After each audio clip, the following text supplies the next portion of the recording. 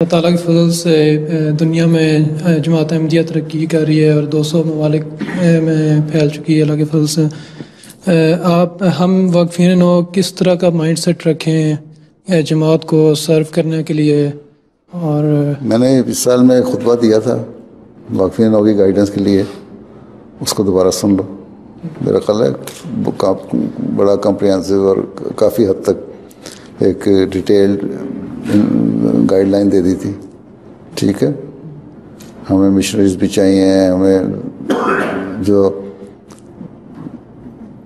Teachers بھی چاہیے، ہمیں دوسرے فیلڈ میں لوگ بھی چاہیے، لیکن ایک چیز یاد رکھو، اللہ تعالیٰ نے قرآن کریم میں جب فرمایا نا کہ جب اس طرح ہوتا ہے اور حالات بدلتے ہیں، جب بلک میں یا مطلب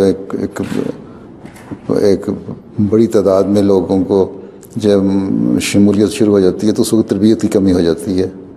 اس لیے اپنی لوگوں کی تربیت ایسی رکھو، نمازوں کی طرف توجہ رکھو، قرآن کریم پڑھو، ترجمہ پڑھو، اور اپنی تربیت ایسی رکھو کہ تم لوگوں کے اپنے جو ہو رول ماڈل بن جاؤ ہر ایک نئے آنے والوں کے لیے۔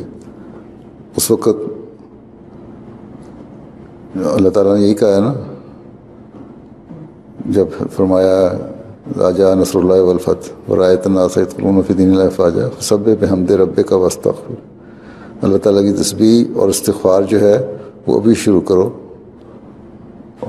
سمجھ آئی؟ تاکہ وہ آنے والا بھی کو لیے بھی نمونہ ہو، وہ بھی اس طرف توجہ دیں، اور تم لوگ بھی استغفار اور اللہ تعالیٰ کی تسبیح سے، اللہ تعالیٰ کے ساتھ تعلق سے ان کی تربیت کرنے والے بن سکو۔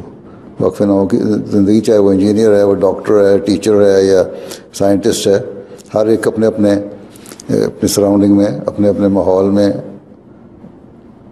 وہ ایک رول ماڈل ہونا چاہیے، رائٹ؟